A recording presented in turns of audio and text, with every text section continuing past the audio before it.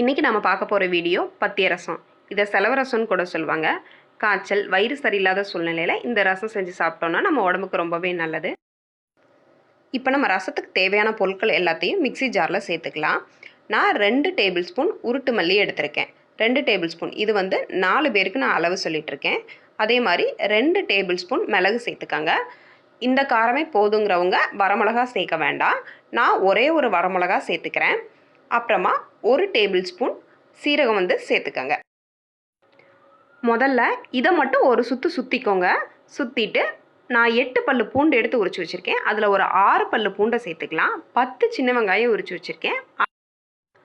அதில் ஒரு 6 வெங்காயத்தை உள்ளே சேர்த்து ஒரு சுற்றிடுங்க.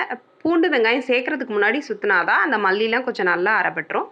இப்போ இதை சேர்த்து ஒரு சுற்றிட்டு நம்ம இது கூட கொஞ்சம் மஞ்சள் பொடி, கொஞ்சம் பெருங்காயத்தூள் சேர்த்துக்கலாம். உங்ககிட்ட கட்டி பெருங்காயமாகவே இருந்தால் நீங்கள் கட்டி பெருங்காயமாகவே சேர்த்துக்கங்க.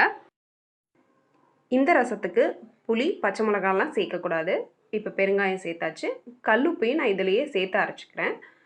புளி சேர்க்காததுனால நம்ம தக்காளி கூட ஒன்று எடுத்துக்கலாம். நான் 2 பெரிய தக்காளியாக எடுத்திருக்கேன். உங்ககிட்ட சின்ன சைஸ் தக்காளியாக இருந்துச்சுன்னா ஒரு 3 எடுத்துக்கோங்க. இதையும் மிக்சியில் போட்டு நல்லா மையாக அரைச்சிருங்க.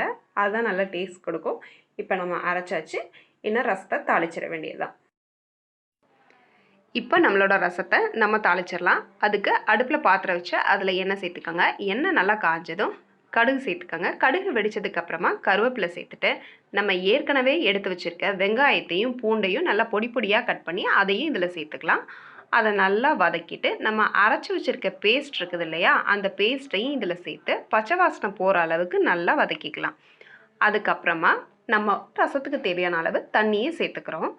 தண்ணி நான் ஒரு 600 ml சேர்த்துருக்கேன்.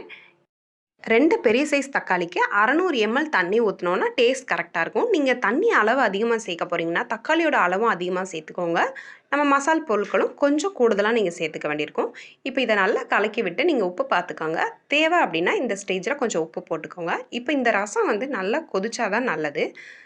மற்ற ரசம்லாம் கொதிக்கக்கூடாது, நுர கூடி வரும்போது ஆஃப் பண்ணணும்னு சொல்லுவாங்க. ஆனால் இந்த செலவு ரசம் நல்லாவே கொதிக்கணும். இது நல்லா கொதிச்சாதான் அந்த மல்லியில் உள்ள எல்லா அதோட எசன்ஸ்லாம் நல்லா இறங்கும். ஹெல்த்துக்குமே ரொம்பவே நல்லது. இப்போ நம்மளோட ரசம் கொதிக்க ஆரம்பிச்சிருச்சு. நம்மளோட செலவு ரசம் ரெடி ஆயிடுச்சு. இப்போ நம்ம இதில் மல்லித்தலையை தூவிட்டு அடுப்பை ஆஃப் பண்ணிடலாம். நம்மளோட செலவு ரசம் சூப்பராக ரெடி ஆயிடுச்சு. இதை வேற ஒரு பாத்திரத்துக்கு மாற்றிடலாம். உங்களுக்கு புதினா ஃப்ளேவர் பிடிக்கும் அப்படின்னா ரசத்தை ஆஃப் பண்ணதுக்கப்புறமா அந்த சூட்லேயே ஒரு 2-3 புதினா இலையை உள்ளே சேர்த்துக்கங்க. பிடிக்காது அப்படிங்கிறவங்க சேர்க்க வேண்டாம்.